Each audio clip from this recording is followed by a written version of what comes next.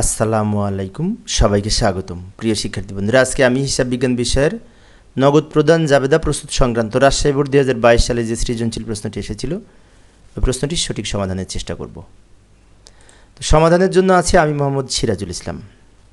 তো চলো শুরু করা যাক। এই যে লক্ষ্য করি, প্রশ্নটা আমি এখানে উপস্থাপন করলাম,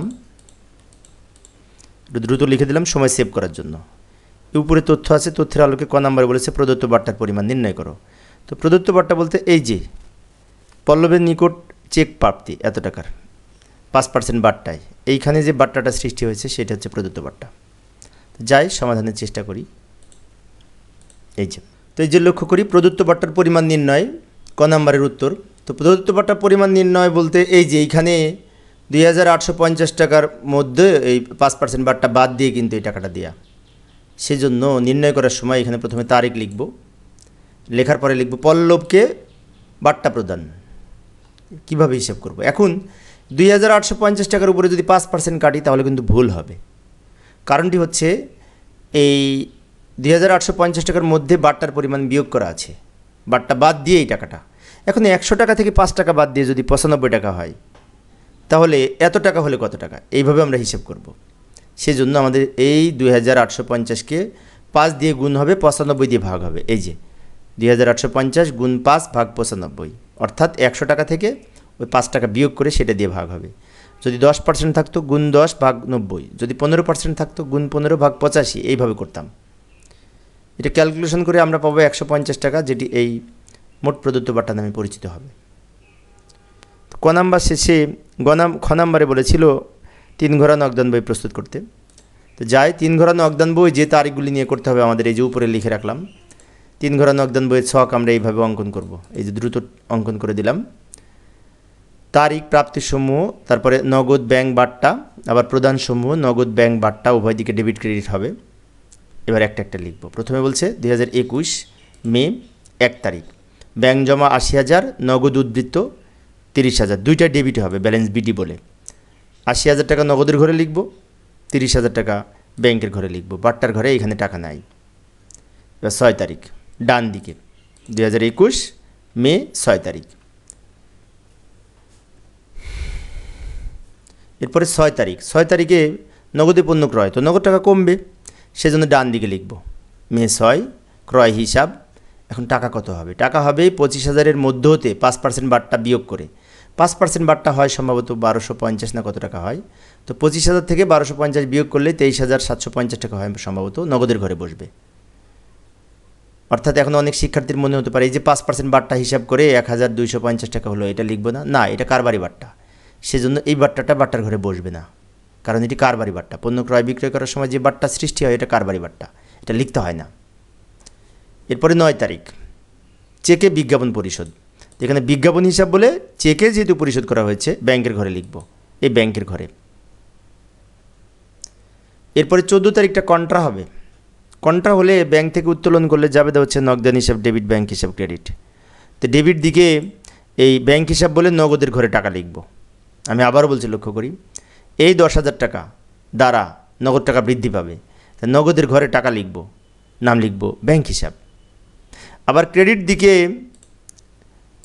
দিকে 14 তারিখ দিয়ে ব্যাংক হিসাব, এই নগদান হিসাব নাম লিখে ব্যাংকের ঘরে টাকা লিখব, দুই দিকে সি লিখব এই খতিয়ান পৃষ্ঠার ঘরে। আমি আরেকবার বলছি, লক্ষ্য করি ডেবিটে নগদের ঘরে টাকা নাম লিখব ব্যাংক, আর ক্রেডিটে ব্যাংকের ঘরে টাকা নাম লিখব নগদান। এইভাবে এটি কন্ট্রাইন্টি হবে, সেজন্য সি লিখেছি। 22 তারিখ ডেবিট দিকে হবে প্রাপ্য হিসাব। পল্লব একজন প্রাপ্য হিসাব, ওর কাছ থেকে টাকা পাচ্ছি। কত টাকা পাচ্ছি? 2,850 টাকার চেক পাওয়া গেল। চেক পাওয়া মানে ব্যাংকের ঘরে বসবে, চেক পেলে ব্যাংকের ঘরে বসে। এবং এই 2,850-এর উপর 5% বার্তা কীভাবে হিসাব করতে হয় কিছুক্ষণ আগে দেখিয়েছিলাম। এটা গুণ 5 ভাগ 95 দিয়ে 150 টাকা, সেই 150 টাকা বার্তার ঘরে লিখব। এই বার্তাটা কিন্তু নগদ বার্তা, সেজন্য এখানে লিখেছি। শেষে বিনামূল্যে পণ্য বিতরণ, এই লেনদেনটি আসবে না, কারণ এটি অনগদ লেনদেন, এটা নগদান বইতে বসবে না। এটার জন্য যাবে হচ্ছে বিজ্ঞাপন, ডেবিট, ক্রয়, ক্রেডিট। নগদ অথবা ব্যাংক কথাটা না থাকলে সেটা নগদান বইতে বসে না, সেজন্য এই লেনদেনটি নগদান বইতে আসবে না। এবার যোগ বিয়োগ করব। ডান দিকে একটা দাগ দিব, বাম দিকে এই সমান্তরালে দাগ দিব। বাম দিক যোগ করে লিখব, এখানে 40,000 হবে, এখানে যোগ করে লিখব 82,850 হবে, এটা এই 150 টাকা লিখব। আবার এই টাকাগুলি ডান দিকে নিয়ে যাব, কিন্তু বাট্টারটা নিব না। যেমন নগদেরটা নিব নগদের ঘরে, ব্যাংকেরটা নিব ব্যাংকের ঘরে, কিন্তু বাট্টার টাকাটা আমরা উভয় দিকে নিব না, কারণ বাট্টা যেদিকে যোগ করে যা হবে লিখে রাখতে হবে, বাট্টার কোনো জের হয় না।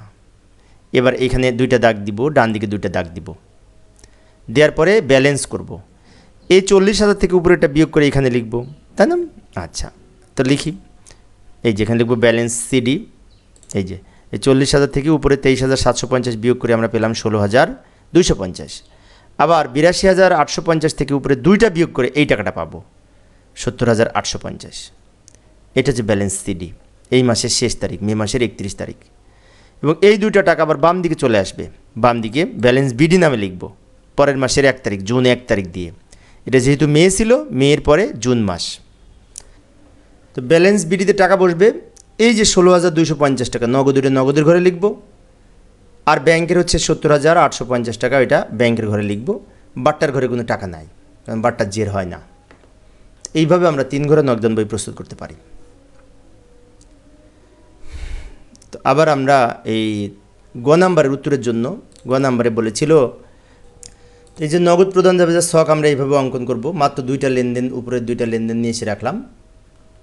মে 6 তারিখ 25,000 থেকে 5% বাট্টা বাদ দিয়ে হয় 23,750 টাকা, এইটা লিখব।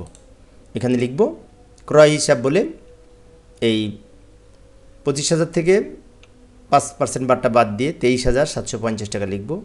ক্রয় হিসাব ডেবিট, নগদান হিসাব ক্রেডিট। তো ক্রয়ের ঘরে লিখব আর নগদের ঘরে লিখব। আবার 9 তারিখে বিজ্ঞাপন পরিশোধ করা হলো চেকে বিজ্ঞাপন পরিশোধ করলে বিজ্ঞাপন হিসাব ডেবিট হয়, বিজ্ঞাপনের ঘরে লিখব। তো বিজ্ঞাপন হিসাব ডেবিট, বিজ্ঞাপনের নাম নেই, সেজন্য অন্যান্যর ঘরে লিখব। সাথে সাথে ব্যাংক হিসাব ক্রেডিট, এখন ব্যাংক হিসাবের ক্রেডিটের নাম থাকলে না থাকলে এই নগদের ঘরে লিখতে হবে। অর্থাৎ চেক পরিশোধ, নগদ পরিশোধ সব নগদে লিখতে হয়, এই নগদ প্রদান জাবেদায়, নগদ প্রাপ্তি জাবেদায়। তো এখানে মাত্র 2টা লেনদেন ছিল এই অঙ্কে, নগদ প্রদান জাবেদা প্রস্তুত সংক্রান্ত। তো লেখা শেষে যোগ করব, নিচে দাগ দিব, এই 23,750 নিচে লিখব, 2,000 নিচে লিখব, এটা যোগ করে নিচে লিখব, ডাবল দাগ দিয়ে দিব। ছোট্ট একটি অঙ্ক, তাই না? মাত্র 2টা লেনদেন। যাই হোক, পরীক্ষায় যেহেতু কম এসেছে আমরা সেইভাবে করলাম। তো প্রিয় শিক্ষার্থী বন্ধুরা, এই ছিল আমার আজকের আলোচনার বিষয়। আমি অল্প অল্প করে আলোচনা করার চেষ্টা করি শিক্ষার্থীদের অনুরোধে। পরিশেষে সবাই ভালো থাকবে এবং সুস্থ থাকবে এই কামনায় খোদা হাফেজ।